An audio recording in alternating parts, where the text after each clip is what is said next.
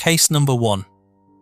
On the afternoon of March 21st, 2002, 13-year-old Millie Dowler left Heathside School in Weybridge, Surrey, and walked to the railway station with a friend. The two girls took the train one stop earlier than usual, getting off at Walton-on-Thames instead of Hersham, because Millie wanted to grab something to eat at a small cafe near the station.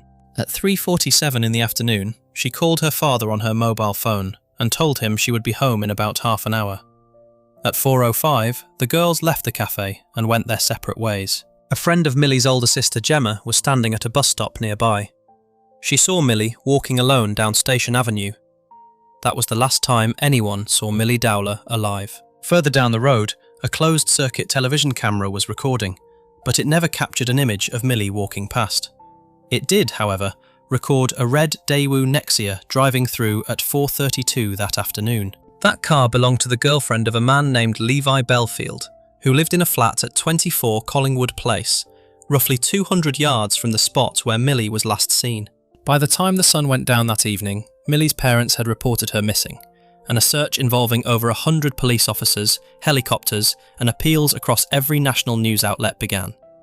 None of it would bring her home. Levi Belfield was born Levi Rabbits on May 17, 1968, at the West Middlesex Hospital in Isleworth, Greater London. He was of Romani descent.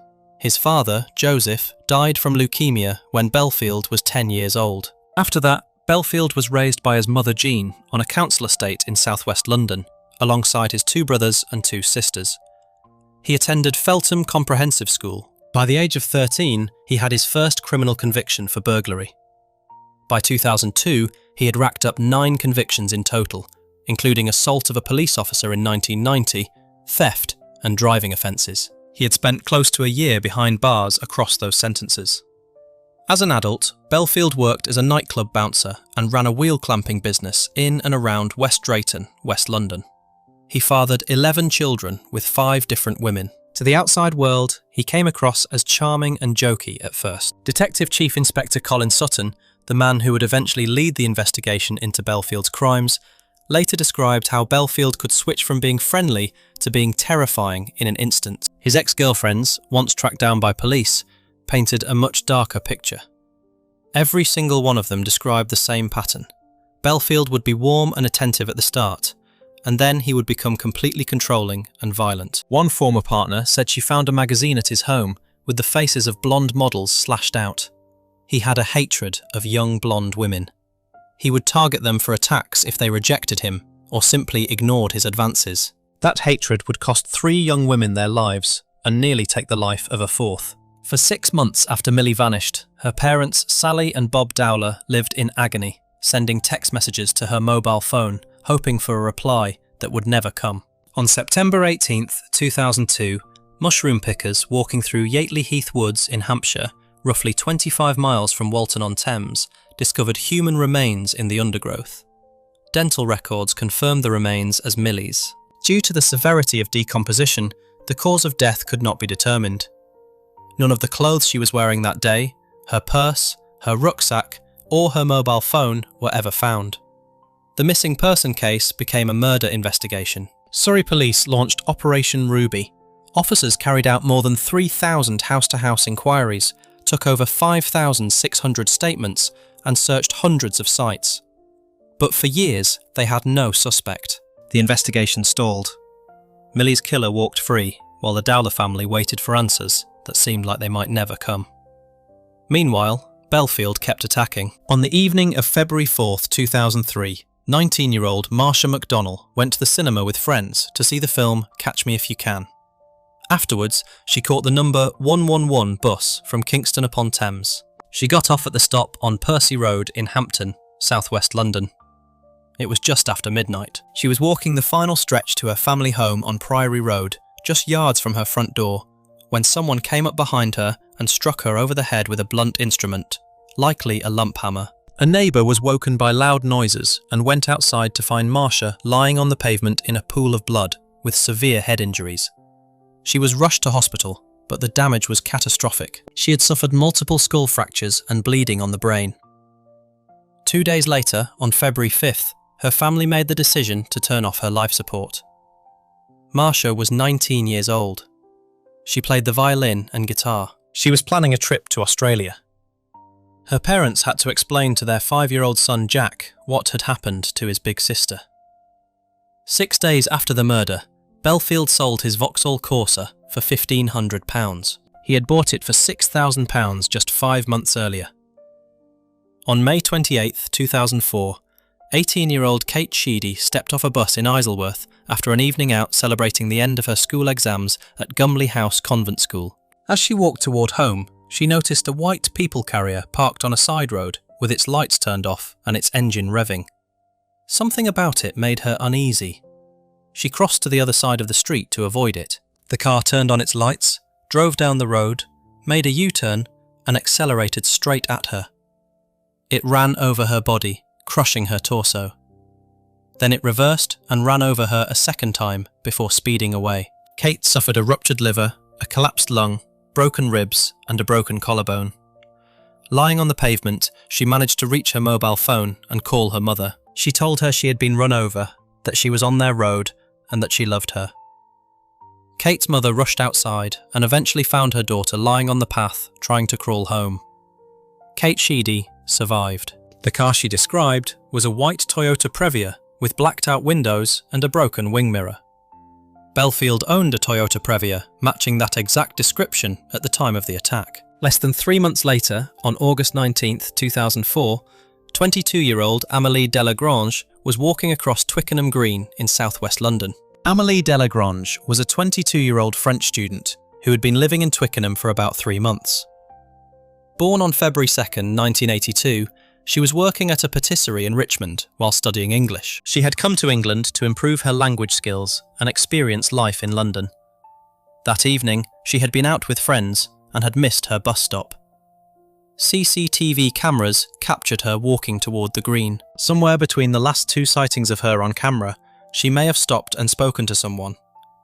She was attacked shortly afterward, struck several times on the back of the head with a hammer. She was found on the green with serious head injuries and died in hospital that same night. She was 22 years old. Within 24 hours, police established that her murder could be connected to the killing of Marsha McDonnell 18 months earlier. The similarities were too strong to ignore. Young women, attacked after dark, struck in the head with a blunt instrument in the same area of southwest London. The murder of Amélie Delagrange was the turning point in a case that had baffled investigators for years. Multiple attacks on young women across southwest London, near bus stops, after dark, with a blunt instrument, had been terrorising the area, but police had struggled to find the link between them. DCI. Colin Sutton of the Metropolitan Police was assigned to lead the investigation into Amélie's murder. A mobile police unit was stationed at Twickenham Green to take statements. One woman came in and told officers that her ex-boyfriend, Levi Belfield, could be a potential suspect. His name was added to a list of 129 names gathered from women who believed their former partners might be involved. Detectives then cross-referenced that list against white van owners. Belfield matched. From there, the investigation moved quickly. Officers pulled CCTV footage and began checking every vehicle connected to Belfield across the dates of the known attacks. In every case, the murder of Amélie Delagrange, the murder of Marsha McDonnell, and the attempted murder of Kate Sheedy, Belfield owned cars that could be placed near the crime scenes. Before his arrest, police placed him under surveillance. Within days, they observed him driving around in his van, pulling over to talk to young girls at bus stops. Belfield was arrested in the early hours of November 22, 2004, on suspicion of the murder of Amélie Delagrange. When officers arrived at his girlfriend's home in West Drayton, they found him hiding naked in the loft. The charges mounted over the following years. On March 2, 2006, Belfield was formally charged with the murder of Amélie Delagrange and the attempted murder of Kate Sheedy. On May 25, 2006, he was also charged with the murder of Marsha McDonnell. The trial took place at the Old Bailey in London.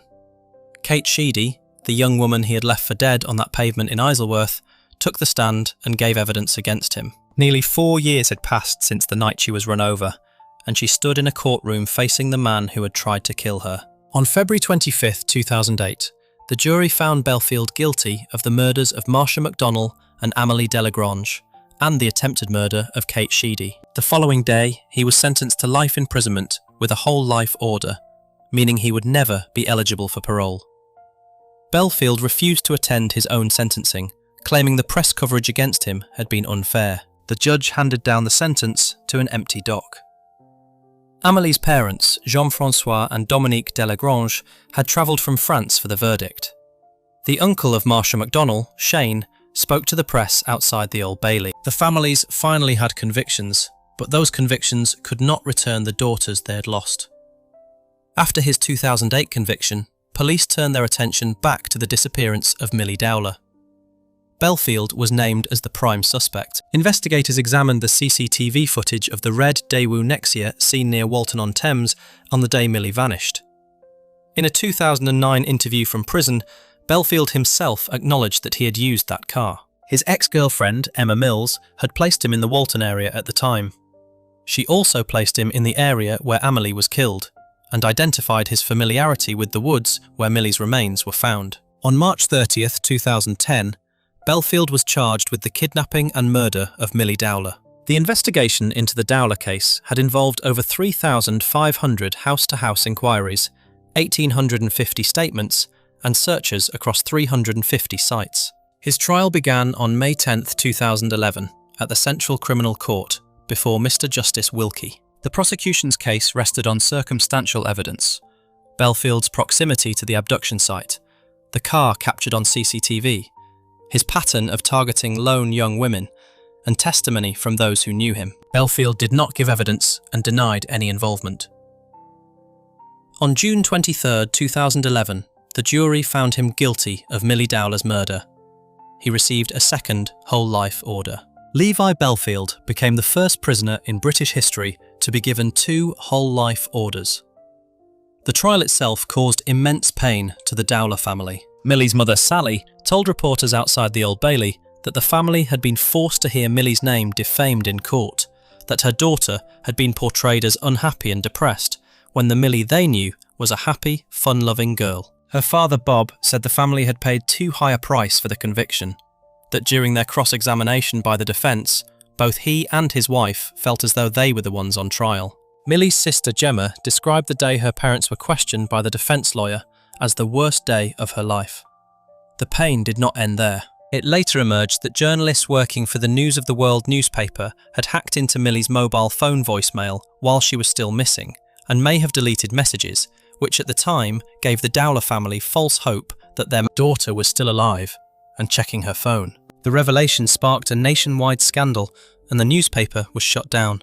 In January 2016, Surrey police announced that Belfield had finally admitted to abducting, raping and murdering Millie Dowler. The Dowler family released a statement describing what Belfield told police. He said he had taken Millie to his flat, just yards from the station, assaulted her there, then drove her to his mother's house, where he raped her over the boot of his car in broad daylight. He then moved her to a third location, where the rape and torture continued for hours. The following day, he strangled her to death. The family said they felt they needed to speak publicly about the true extent of what Belfield had done, because the information that had been made public until that point did not reflect the full horror of his actions. Belfield later denied ever making such a confession. Surrey police stood by their original statement. Levi Belfield is currently imprisoned at HMP Frankland, a Category A maximum security prison in County Durham, known informally as Monster Mansion, for the high number of murderers and terrorists held there. He converted to Islam while in prison and took the name Yusuf Rahim. He will never be released. Millie Dowler's parents established a charity called Millie's Fund, dedicated to promoting public safety, especially for children and young people. Marsha MacDonald's family buried their daughter at the Church of St Francis de Sales in Hampton. A memorial bench for Amélie Delagrange sits facing Twickenham Green, on the spot where she was found. Kate Sheedy survived, gave her testimony, and helped put her attacker behind bars. 4 families in England and France had their worlds torn apart by a man who spent his evenings cruising the streets of southwest London in search of young women walking alone. 3 of those women never made it home. The youngest of them was 13 years old, and all she had been trying to do was walk from a cafe to her front door. Before we move on, If you're enjoying this analysis, please consider subscribing. It helps the channel tremendously. Moving on to case number 2. Case number 2. On June 17, 2014, 23-year-old Anthony Walgate took a train to Barking Station in East London. He was a fashion student originally from Hull who dreamed of becoming a menswear designer. He sometimes worked as an escort to make money while studying. A few days earlier, he had received a message through a dating site from a man using a fake name, offering him £800 for an overnight stay. Anthony agreed to the booking. He arrived at the station that evening and walked to the man's flat on Cook Street, a ground-floor apartment in a residential block just minutes from the centre of Barking. The man who opened the door was Stephen Port, a 40-year-old chef who worked at a bus depot in West Ham. 2 days later, at 4:18 in the morning on June 19th, the emergency services received an anonymous phone call. A male voice said a young boy looked like he had collapsed in the street outside a flat in Barking. When police and paramedics arrived, they found Anthony Walgate dead on the pavement outside Port's front door. His underpants had been put on back to front and inside out. A small bottle of the drug GHB had been placed in his pocket. He was 23 years old. The anonymous caller was Stephen Port. He had killed Anthony in his flat, left the body there while he went to work, come home, dressed the body, dragged it outside, and then dialed 999, pretending to be a stranger who had stumbled across a dead man in the street. Stephen Port was born on February 22, 1975, in Southend-on-Sea, Essex. When he was a year old, his family moved to Dagenham in East London, where he grew up and where his parents still lived at the time of his arrest. He was described by people who knew him as a loner. He was bullied through most of his childhood. Teachers described him as quiet. A neighbour later told investigators that Port had a strange, childlike personality, and that, even as a grown man, he played with children's toys. After leaving school at 16, he trained as a chef and eventually got steady work at the bus depot canteen in West Ham. He lived alone in his flat on Cook Street and spent most of his free time on his laptop, using dating apps and websites to contact young men under different aliases. Port had a fixation with drugging sexual partners. The substance he used was GHB, a powerful sedative commonly known as a date rape drug. In small doses, it acts as a relaxant. In larger doses, it causes unconsciousness.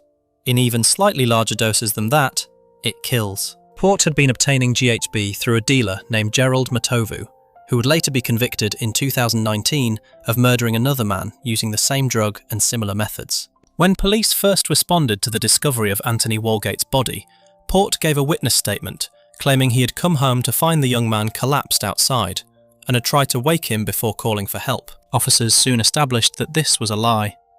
Port had actually hired Walgate as an escort, and the two had been inside the flat together.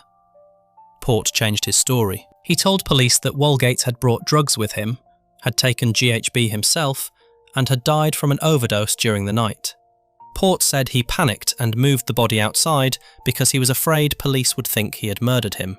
Officers charged Port with perverting the course of justice. They took his DNA. They confiscated his laptop. His death was not treated as suspicious. Port was convicted of the perverting charge in March 2015 and sentenced to 8 months in prison. He was released in June 2015 and fitted with an electronic tag.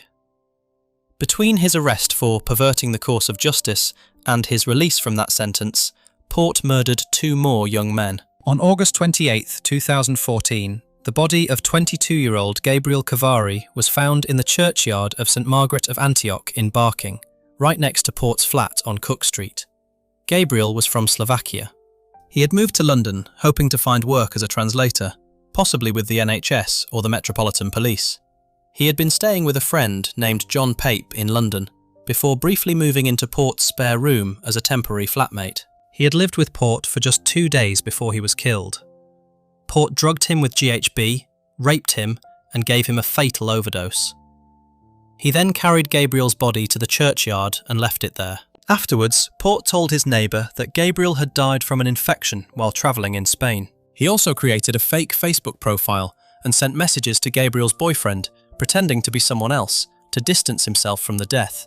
Gabriel's death was not treated as suspicious by police. The cause of death was recorded as a GHB overdose.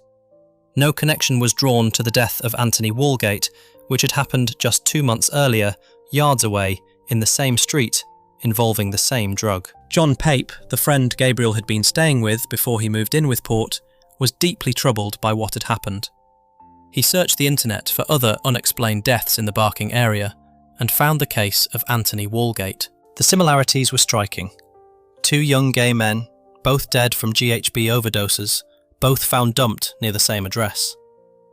Pape contacted Barking and Dagenham police and demanded to know whether they thought the cases were linked. He was told they were not connected and were not being treated as suspicious. He offered to come in for an interview because he believed he had information about Gabriel's last movements. Nobody contacted him. He even asked the news site Pink News to contact police on his behalf. Nothing happened. 3 weeks after Gabriel's body was found, on September 20th, 2014, the same dog walker who had discovered Gabriel found another body in the same churchyard. It was lying in almost the exact same position. This time it was 21-year-old Daniel Whitworth, a chef from Gravesend in Kent who worked at a restaurant in Canary Wharf. Daniel had been in a long-term relationship with his boyfriend, Ricky Wormsley. He was described by his family as being in a good place, looking forward to starting a new job closer to his grandmother. He had no history of drug use. His body was found on a bedsheet, with a handwritten note placed in his hand. The note appeared to be a suicide confession. It said that Daniel had accidentally given a fatal dose of GHB to a friend named Gabriel at a party, and that the guilt had driven him to take his own life. The note ended with the line, "Please do not blame the guy I was with last night. We only had sex and then I left. He knows nothing of what I have done." It was signed, "Love always, Daniel P. W." The note was a complete fabrication. Stephen Port had written every word of it. Port murdered Daniel Whitworth and then planted the note to make it look like Daniel had killed Gabriel and then committed suicide. In one move, he tried to close the books on 2 deaths. Police took the note at face value. It was not sent to a handwriting expert. No DNA samples were taken from the note, the bedsheet, or the drug bottles found near the body. Daniel's father, Adam Whitworth, was shown a portion of the note and was asked if he could confirm the handwriting was his son's. He told the inquest, years later, that he never confirmed it. He said he told the officer he could not verify the handwriting and that the note contained nothing his son would write. No family names, no personal phrases, and a sign-off Daniel never used. Adam Whitworth said the family liaison officer promised him the note would be analysed by handwriting experts. That analysis never took place. Instead, police compared the note themselves against a sample from Daniel's diary. An inquest recorded an open verdict. Daniel's stepmother Amanda described the investigation as shoddy. Ricky Wormsley, Daniel's partner, was excluded from the investigation entirely and was not even allowed to see the supposed suicide note until a later inquest, a full year after Daniel's death. Port was convicted of perverting the course of justice for the lies he told about Anthony Walgate and went to prison. He was released in June 2015. 2 months later, he killed again. On September 13th, 2015, the body of 25-year-old Jack Taylor was found in the park adjacent to the same churchyard where Gabriel and Daniel had been discovered. Jack was a forklift truck driver from Dagenham who lived with his parents. His family described him as strongly anti-drugs. He dreamed of becoming a police officer and was regularly drug tested at his job. CCTV footage later showed Jack walking with Stephen Port in what would be the last confirmed sighting of him alive. Port had drugged, raped and killed him with GHB, then carried his body to the park and arranged it in a sitting position, placing a syringe, a tourniquet and a small vial of liquid nearby to make it look like a self-inflicted drug overdose. Police told the Taylor family that Jack had died of a drug overdose and that the case was not suspicious. Jack's sisters Donna and Jenny Taylor refused to accept that explanation. Their brother did not use drugs. It made no sense to them. They started their own investigation, trying to piece together the last hours of Jack's life. Donna and Jenny contacted Barking and Dagenham police 11 days after Jack's death to ask for an update on the investigation. They were stunned to find out that no investigation was taking place. The Taylor sisters kept pushing. They gathered information and found connections between Jack's death and the other 3 cases. 4 young gay men, all found dead from GHB overdoses, all discovered within walking distance of the same address in Barking, over 16 months. The sisters passed their findings to the police. For a time, they were dismissed. Meanwhile, Gabriel Kavari's friend, John Pape, had continued pressing the case from his end, contacting media outlets and pushing for answers. Eventually, under mounting pressure, police re-examined the deaths. They reviewed CCTV footage and found the image of Jack Taylor walking with Stephen Port.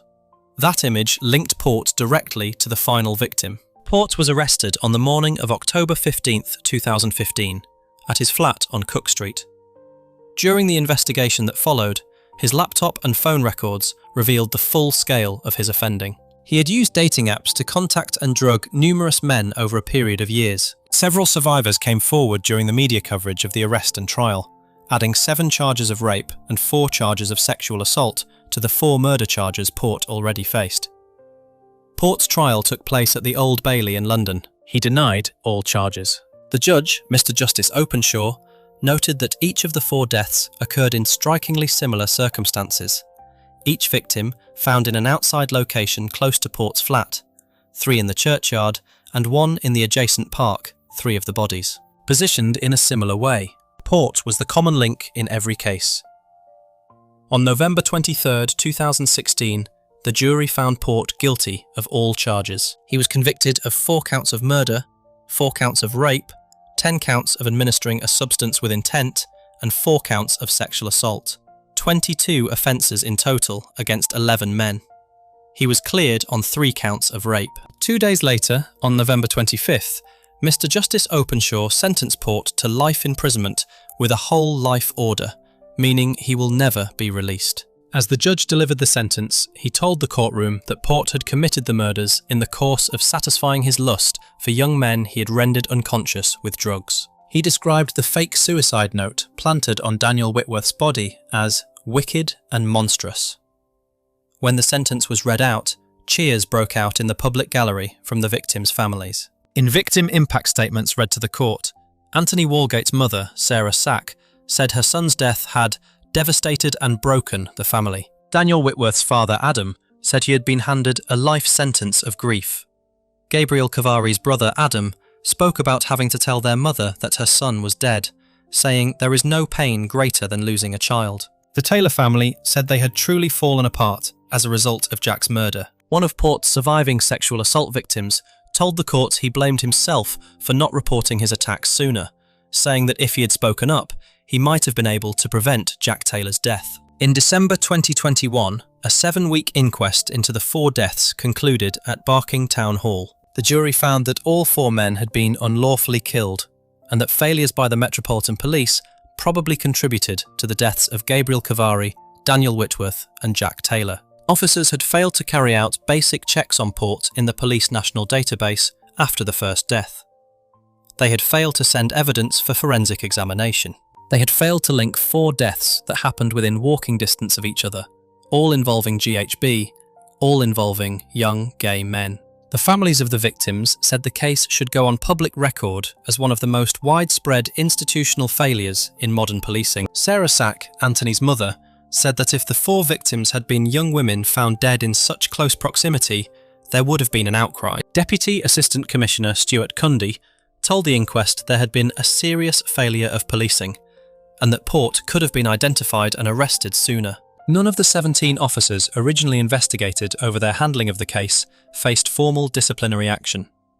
5 of them were later promoted. Stephen Port is currently serving his whole life order at HMP Belmarsh, a Category A maximum security prison in southeast London.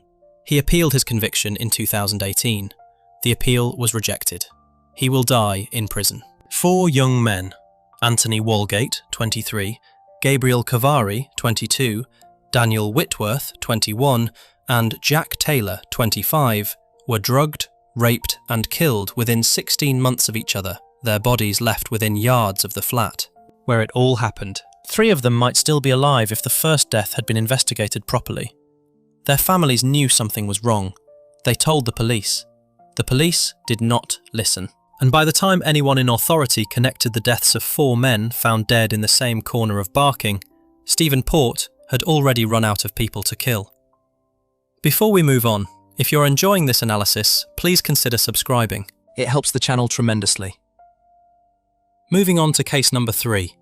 3 days before Christmas, in 1985, flames were seen rising from the direction of Scoveston Park, a 3-storey Georgian farmhouse near Milford Haven in Pembrokeshire. By the time fire crews reached the property, the building was engulfed. Firefighters noticed a strong smell of petrol as they fought the blaze. Just after midnight, the body of 58-year-old Richard Thomas was recovered from the front of the burning house. He had a wound on the right side of his abdomen. An X-ray confirmed it contained lead shot. He had been killed with a shotgun. His sister, 54-year-old Helen Thomas, was found hours later on the ground floor, her body so badly burned it was barely recognisable. She had fallen through the collapsed floor of the bedroom above. X-rays revealed lead particles in the base of her skull. She too had been shot. A length of black knotted rope was found with her body, along with a blood-stained shirt with its sleeves tied together. Helen Thomas had been bound and gagged before she was killed. No shotgun was found at the scene. No spent cartridges. Whoever had done this had taken the weapon and the shells with them, and then poured accelerant through the rooms to burn the house down around the bodies. Police put more than 100 officers on the case. A door-to-door inquiry was carried out across the area. One of the homes visited belonged to a local man named John Cooper, who lived with his family not far from the manor. Cooper and his family all provided alibis. His young son, who Cooper had told to lie, backed up the story. The investigation went cold. Nobody was charged. The Scoveston Park double murder became the first major unsolved case to haunt the Pembrokeshire countryside. John William Cooper was born on September 3, 1944. He grew up in and around Milford Haven, a small town on the Pembrokeshire coast in southwest Wales. He worked as a farm labourer and knew the local landscape well: the fields, the hedgerows, the coastal paths, the isolated farmhouses that sat in the countryside around the town. He married a woman named Patricia in 1966, and the couple had 2 children. To the outside world, Cooper presented himself as a friendly, ordinary family man. Behind closed doors, his son would later describe a controlling, violent figure who terrorised his own household. In 1978, Cooper won £90,000 and a £4,000 car in a newspaper Spot the Ball competition. It was a huge amount of money at the time, worth more than £500,000 in today's terms. It did not last. Cooper developed a serious gambling and drinking habit. A friend later said the money went to his head, that he spent most of it in pubs and bookmakers, and that as his cash dried up, he started stealing. By 1983, Cooper had begun carrying out burglaries across the Pembrokeshire countryside, targeting isolated rural properties where he knew the layout of the land. The murders of Richard and Helen Thomas at Scoveston Park on December 22, 1985, bore the marks of a burglary that had turned savage. Cooper knew the area well. Prosecutors would later argue that he had broken into the farmhouse expecting to find Helen alone. When Richard returned home and surprised him, Cooper shot him in the stomach and the head. Helen had already been tied up. She was shot in the head at close range.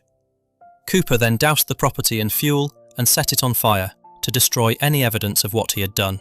The investigation that followed was one of the largest in Dyfed-Powys police history. But without advanced forensic tools and with the crime scene heavily damaged by the fire, detectives were unable to make an arrest. The case remained open but unsolved. 3.5 years passed. On May 28, 1989, John Cooper appeared as a contestant on Bullseye, a popular ITV game show hosted by comedian Jim Bowen. During the show, Bowen asked Cooper about his hobbies. Cooper talked about scuba diving along the Pembrokeshire coastline. He described the deep water and the beauty of the area in detail. He was filmed with a mullet hairstyle and a moustache, smiling and chatting on primetime television. He did not win the top prize that night. He gambled his winnings during the show and lost everything.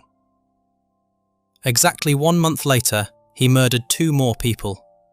Peter Dixon was 51 years old. He was a marketing manager and marathon runner from Witney in Oxfordshire. His wife Gwenda was 52, a secretary and badminton player. Every summer for nearly 2 decades, the couple had taken their holiday in Pembrokeshire, staying at the Howlston Farm Caravan Park near the village of Littlehaven. In the summer of 1989, their son Tim had joined them for part of the trip before heading home on June 27th. Their daughter Julie, who had just turned 18, was on holiday in Cyprus with a friend, instead of joining the family that year. June 29th was Peter and Gwenda's last day at the campsite. They told neighbours on the site they were going for one final walk along the coastal path before driving back to Oxfordshire. They never came back. On July 3rd, Tim Dixon and his sister Julie went to their parents' house and found it empty. Their mother and father had not returned from holiday. Tim phoned the manager of the caravan park in Pembrokeshire. Police were alerted. Search teams, dog handlers and a helicopter scoured the coastline. On July 5th, a police dog handler detected a strong smell and swarms of flies near the cliff edge, on a stretch of the path between Littlehaven and Borough Head. The decomposing bodies of Peter and Gwenda Dixon were found in dense undergrowth, partially hidden under broken branches and vegetation that had been deliberately placed over them. Peter Dixon had been shot 3 times, including once in the head. Gwenda Dixon had been shot twice at close range.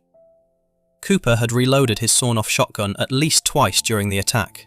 Peter's hands had been tied behind his back with rope. Gwenda's clothing had been disturbed. She had been sexually assaulted. The contents of the couple's rucksack had been scattered across the scene. Peter's wallet was missing. His gold wedding ring had been taken from his finger. Cooper had forced Peter to hand over his bank card and reveal his PIN number before killing him. In the days after the murders, Peter Dixon's stolen card was used at cash points in Pembroke, Carmarthen and Haverfordwest. A total of £310 was withdrawn. Cooper also sold Gwenda's wedding ring for £25 on the day the bodies were found. He had stripped them of everything of value and then left them on a cliff top to rot. CCTV cameras at the cash points captured footage of a man using the card. Police produced a sketch from this footage that became known as the Wild Man image because of the suspect's unkempt appearance. More than 100 officers worked the case. The BBC's Crime Watch programme ran an appeal that generated over 1,700 calls. Despite all of this, the investigation failed to produce enough evidence to charge anyone. The Pembrokeshire Coastal Path murders joined the Scoverston Park case as one of Wales's most notorious unsolved crimes. 7 years later, in March 1996, Cooper committed another attack. 5 teenagers were walking through a wooded area behind the Mount Estate in Milford Haven, when a man wearing a balaclava and carrying a sawn-off shotgun confronted them.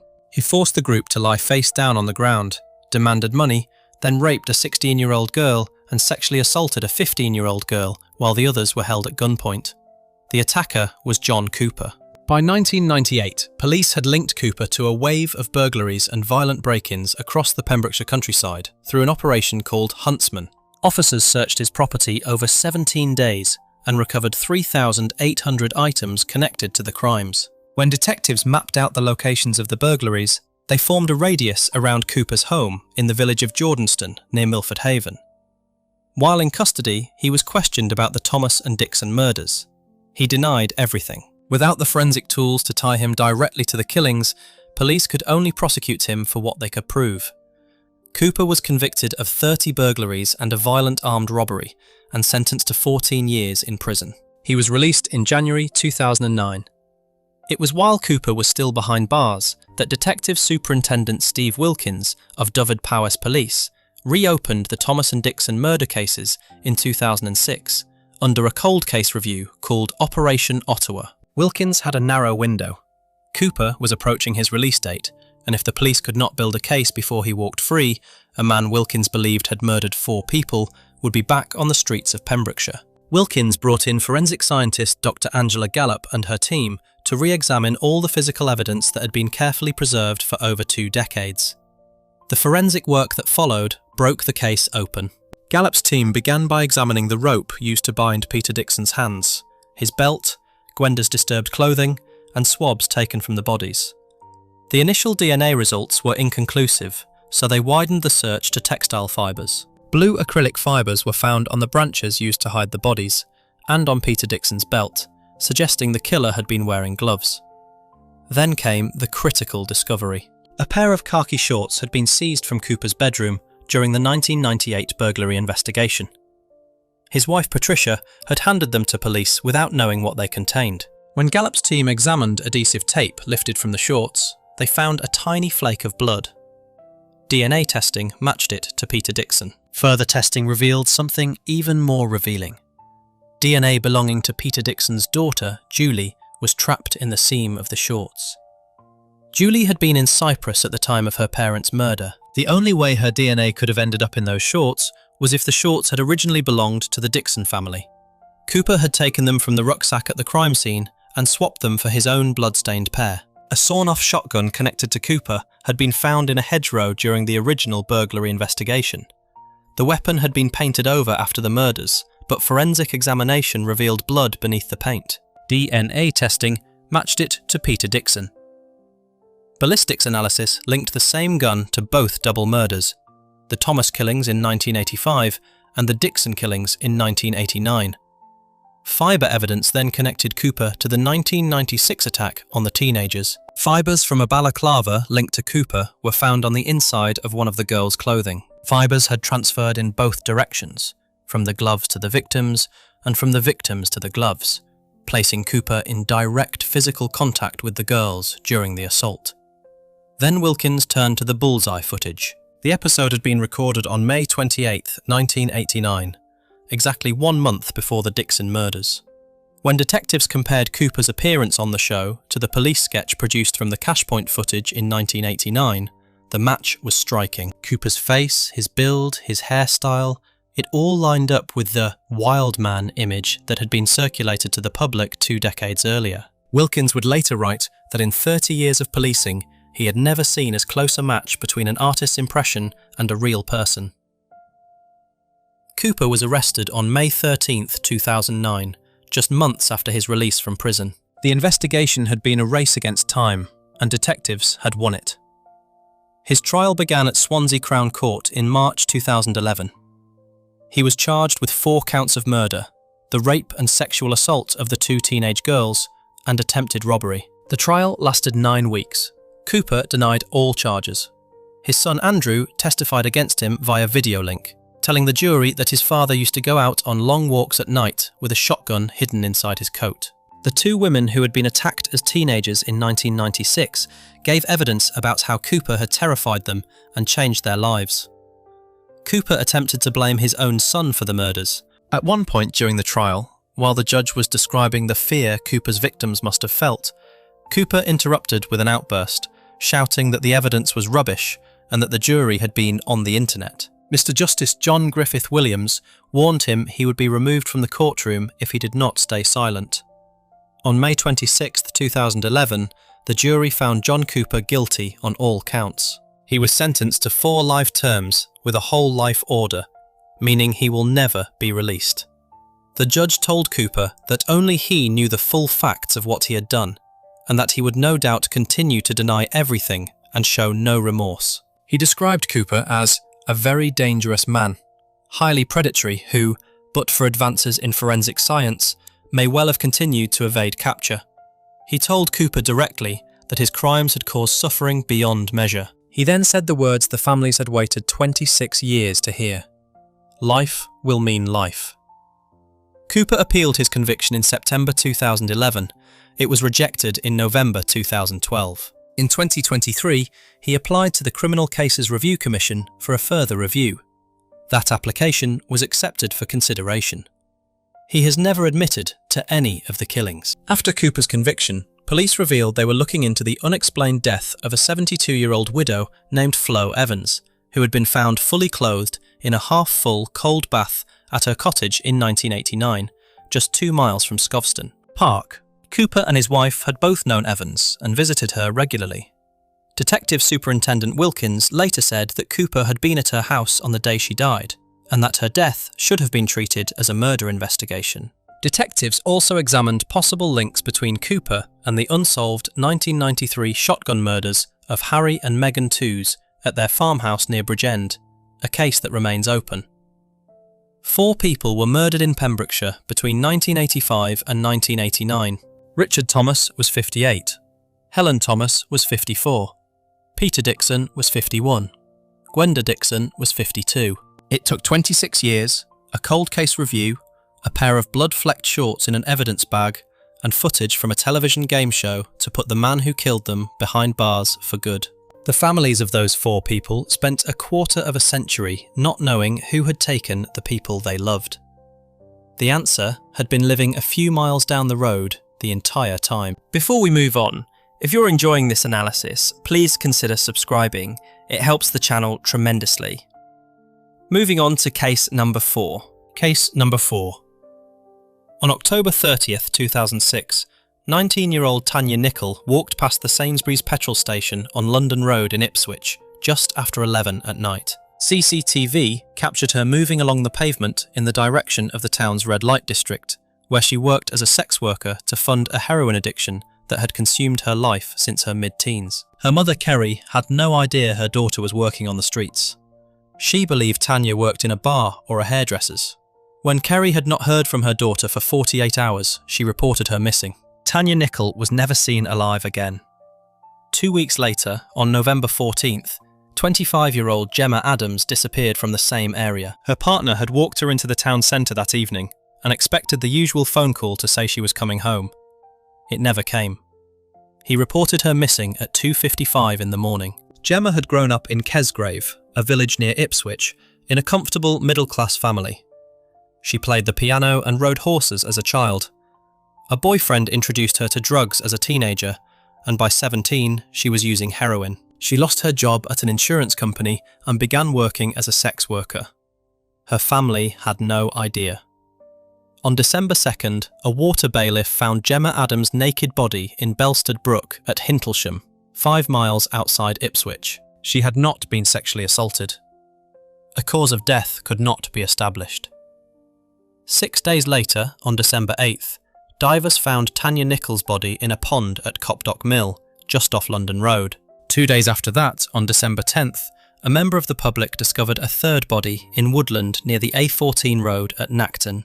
It was 24-year-old Annalie Alderton, a mother of 1 who had been living in Colchester. She had last been seen on the 5:53 p.m. train from Harwich to Manningtree on December 3rd.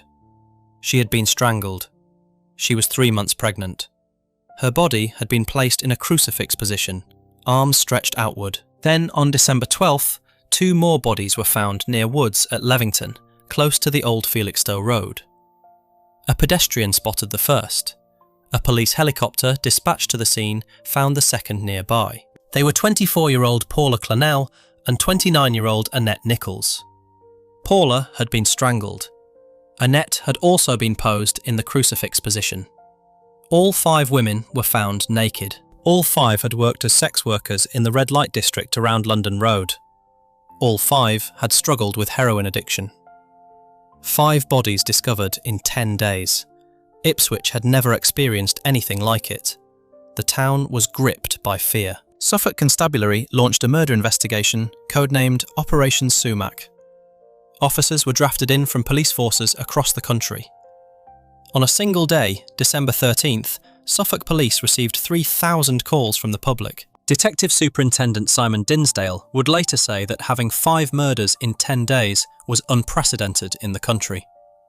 The streets around the red light district, normally busy in the weeks before Christmas, were empty. Women were afraid to leave their homes. Days before her body was found, Paula Clennell had given a television interview to Anglia News, saying the recent murders had made her more careful about getting into cars, but that she still needed to work because she needed the money. The man who killed all 5 of them lived on London Road, right in the centre of the red light district. His name was Steve Wright. He was 48 years old. He drove a dark blue Ford Mondeo. He worked as a forklift truck driver at a warehouse. He lived with his partner in a ground floor flat on London Road itself. He was a twice married former steward who had once worked on the QE2 cruise ship. He played golf. He gambled heavily. He had been using sex workers for years, in Norwich, in Ipswich, and overseas in Thailand. He had been convicted of theft in 2001, and that conviction had placed his DNA on the national database.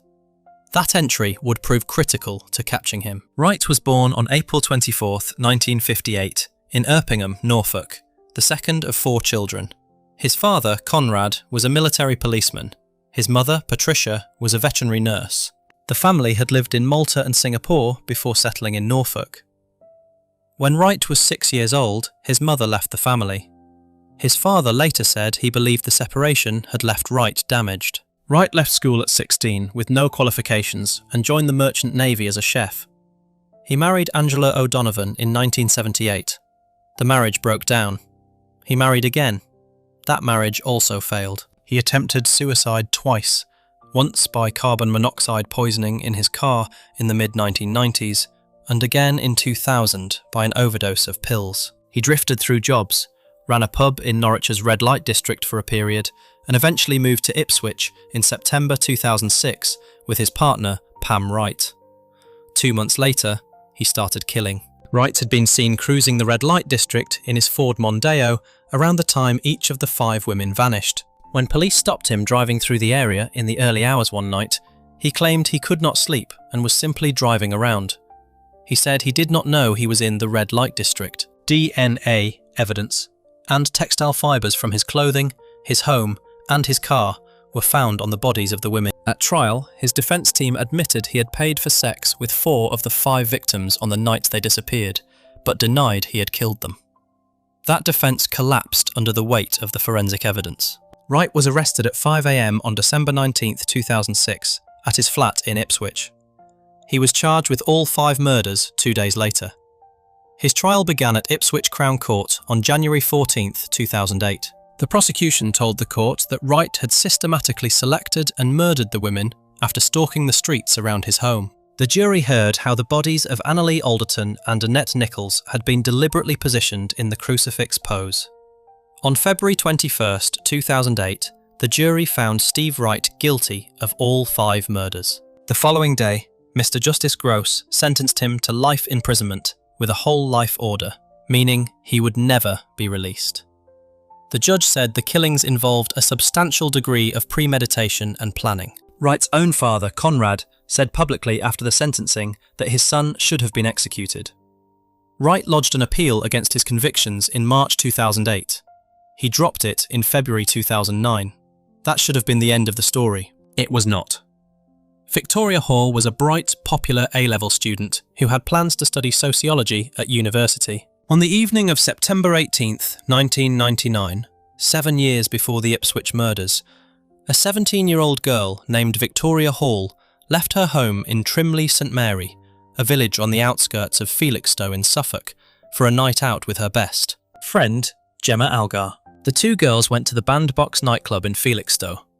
At around 2:20 a.m. on September 19th, Victoria and Gemma parted ways on the walk home. Victoria was roughly 300 metres from her front door.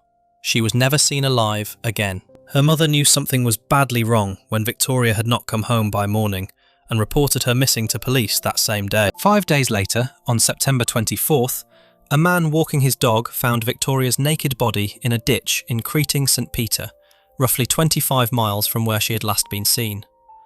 A post-mortem examination determined she had been suffocated. The investigation at the time failed to identify her killer. The case went cold. But the night before Victoria was taken, something else had happened in Felixstowe. A 22-year-old woman named Emily Doherty, a newlywed, was walking home when a man attempted to abduct her. She ran, hid, and found refuge in a nearby house. She was able to describe the vehicle and part of the number plate. In 2019, Suffolk Police reopened the Victoria Hall investigation after receiving fresh witness information. A cold case review formally declared Steve Wright a suspect. In July 2021, Wright was arrested at HMP Long Lartin on suspicion of Victoria's murder and the attempted kidnap of Emily Doherty. He was released under investigation.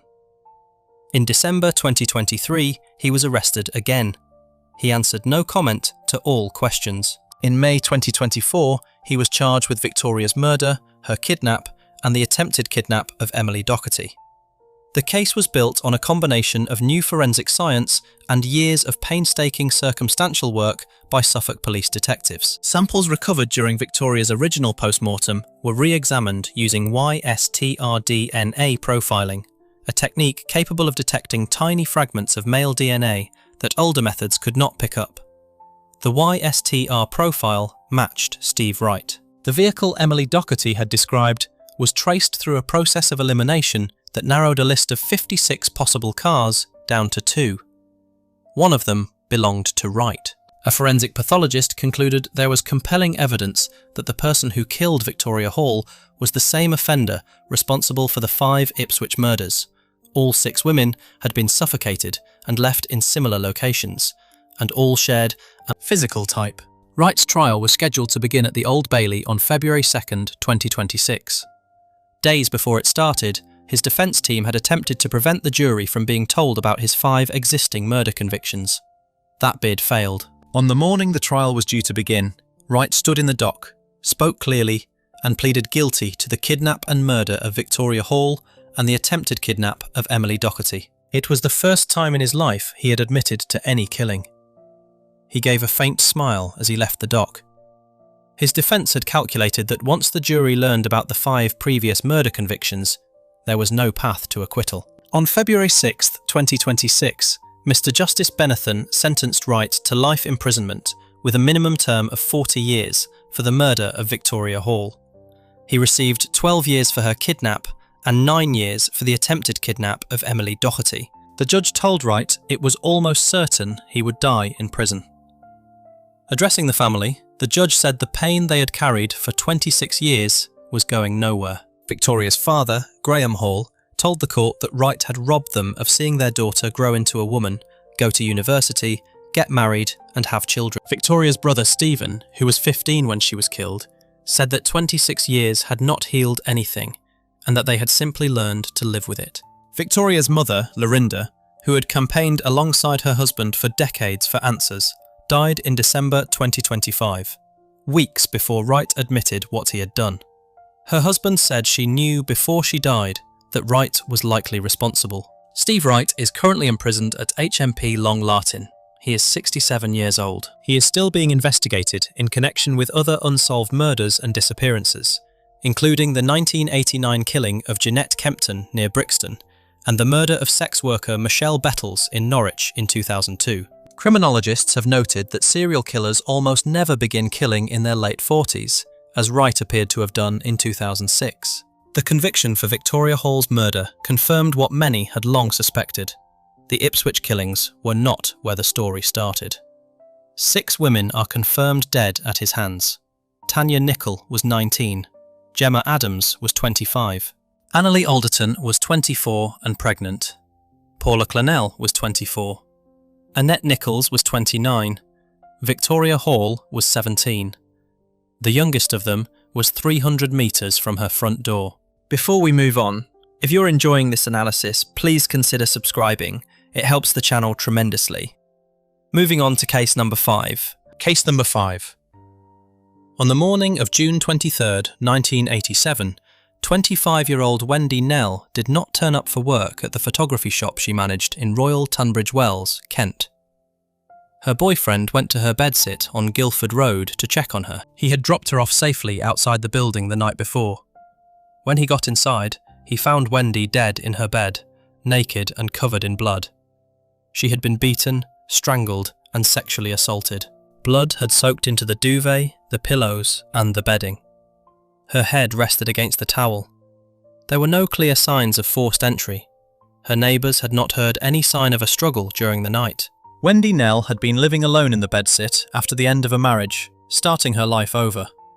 She was described by the people who knew her as successful, happy and independent. She was 25 years old. 5 months later, on the night of November 24th, 1987, neighbours heard screams coming from a basement bedsit in Grosvenor Park, also in Tunbridge Wells. The flat belonged to 20-year-old Caroline Pearce. Caroline was a lively young woman who worked at a local restaurant called Buster Brown's. She lived alone. In the weeks and months before that night, there had been reports of prowler activity in the area around both women's homes. A man looking through windows at night. Caroline had been so unnerved by a peeping Tom that she had new locks fitted to her windows. She even reported the prowler to police in October 1987, a month before she was killed. On the night of November 24th, Caroline vanished from outside her flat. She was reported missing. There was no sign of her inside the bedsit.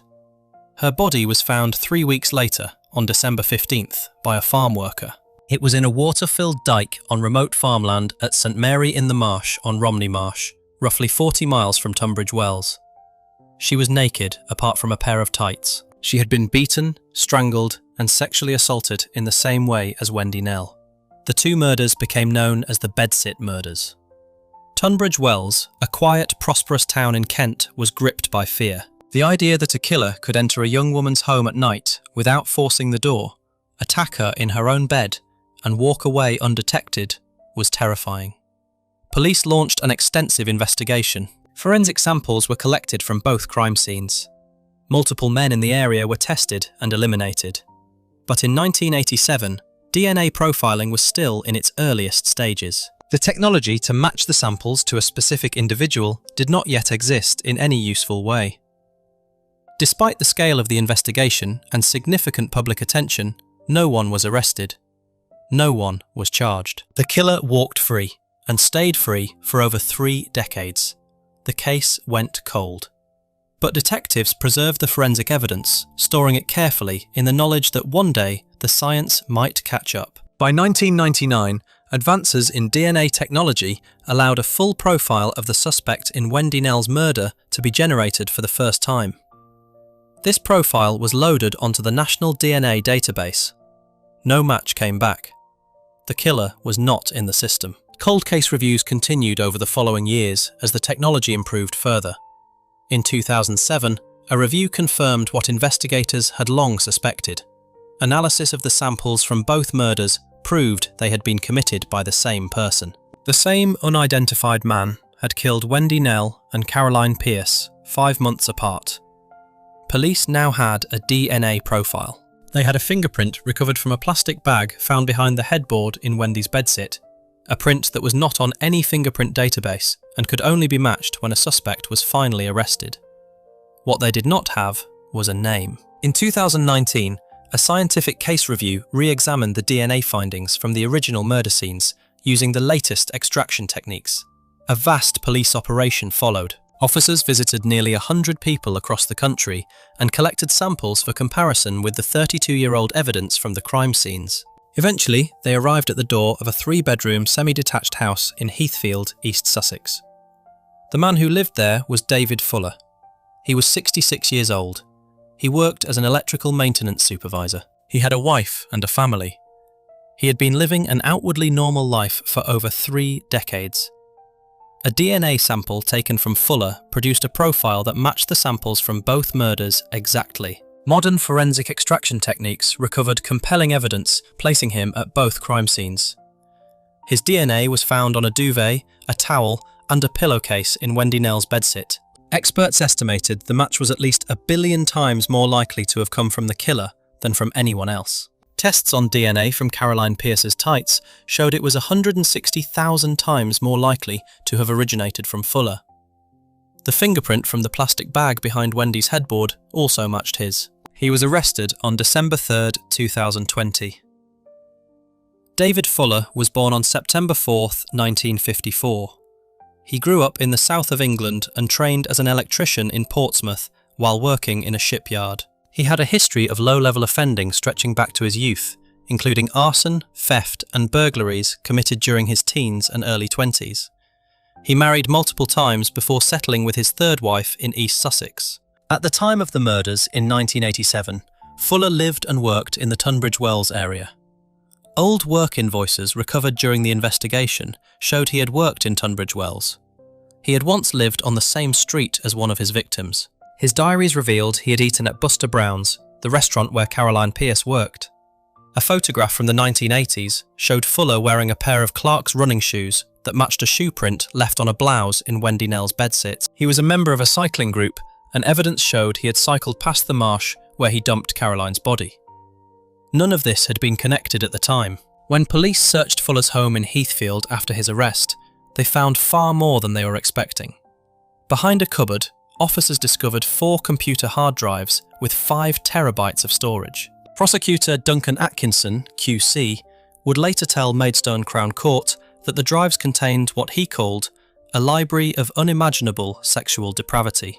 The hard drives held images and video footage of Fuller sexually abusing the bodies of dead women and girls inside hospital mortuaries. Fuller had worked as an electrician at the Kent and Sussex Hospital in Tunbridge Wells from January 1989 less than 2 years after he committed the murders, until the hospital closed in July 2011. The sentencing judge noted that Fuller was likely wary of committing further sexual offences against the living, given the atmosphere of public alertness in the Tunbridge Wells area after what had become known as the Bedsit murders. Instead, he found another way. He then moved to the Tunbridge Wells Hospital in nearby Pembury, where he worked as a maintenance supervisor until his arrest. His employee swipe card gave him access to areas of the hospitals that were off-limits to the public, including the mortuaries. He used that access repeatedly over more than a decade. The footage and images recovered from Fuller's home showed him abusing at least 102 female corpses. His victims ranged in age from a 9-year-old girl to a woman of 100. Police were able to identify 82 of the victims by name. 20 were never identified and may never be. Fuller had used the hospital's mortuary ledgers and identification tags on the bodies to label his files. He later admitted to searching for his victims on Facebook and the internet after abusing them. He had committed these offences between 2005 and 2020, filming himself throughout. Fuller initially denied the murders. He admitted killing Wendy Nell and Caroline Pierce, but pleaded not guilty to murder on the grounds of diminished responsibility. His trial began at Maidstone Crown Court. 4 days into the trial, on November 4, 2021, Fuller interrupted proceedings and changed his plea. He pleaded guilty to both murders. He had already admitted to the sexual offences committed in the mortuaries. On December 15, 2021, Mrs. Justice Chima Grubb sentenced David Fuller at Maidstone Crown Court. She described the murders as premeditated killings that had been carefully planned and executed. She described Fuller as a prowler. She described Wendy Nell as successful, happy and independent, and Caroline Pierce as a lively young woman. She imposed a whole life order for the 2 murders, meaning Fuller will die in prison. She handed down a concurrent 12-year sentence for 51 other offences, including 44 charges relating to 78 victims in the mortuaries between 2008 and 2020. In her sentencing remarks, the judge told Fuller he had spent 45 years living an outwardly mild and ordinary life while committing acts of the deepest darkness. She called him a vulture who picked his victims from among the dead within the hidden world of hospital mortuaries, a world he was free to inhabit simply because he had a swipe card. She told him his conscience was seared. She said the mortuary offences involved an astonishing breach of trust and invasion of privacy that had been repeated so often it became habitual. She said he would spend every remaining day of his life in prison. The families of the mortuary victims attended court and read impact statements. The mother of the 9-year-old girl told Fuller that the guilt she felt for leaving her daughter in a hospital, a place that was meant to be safe, would haunt her forever. The father of an 18-year-old said the only comfort his family had held onto was how peaceful their daughter looked when they said goodbye, and that Fuller had destroyed even that. Wendy Nell's mother told the court she had cut down everything growing in her garden because she felt nothing should be alive. She said she still said good morning and good night to a photograph of her daughter every day. In October 2021, Fuller was charged with an additional 16 offences committed at the mortuaries between 2007 and 2020. He pleaded guilty to those charges on November 3, 2022. In November 2021, Health Secretary Sajid Javid announced an independent inquiry into how Fuller had been able to commit his crimes undetected for so long. The inquiry, chaired by Sir Jonathan Michael, was formally established in January 2022. Its first phase examined failures at the Maidstone and Tunbridge Wells NHS Trust. All NHS trusts across England were instructed to carry out risk assessments on their mortuary and body storage facilities. The maximum sentence for necrophilia at the time of Fuller's conviction was just 2 years in prison. Following the Fuller case, the government proposed increasing it to 7 years, a figure that campaigners and victims' families said was still nowhere near enough. David Fuller is currently imprisoned at HMP Frankland, a Category A maximum security prison in County Durham. He is 70 years old. He has never shown remorse. He will never be released. 2 women were murdered in their own homes in a quiet English town in 1987.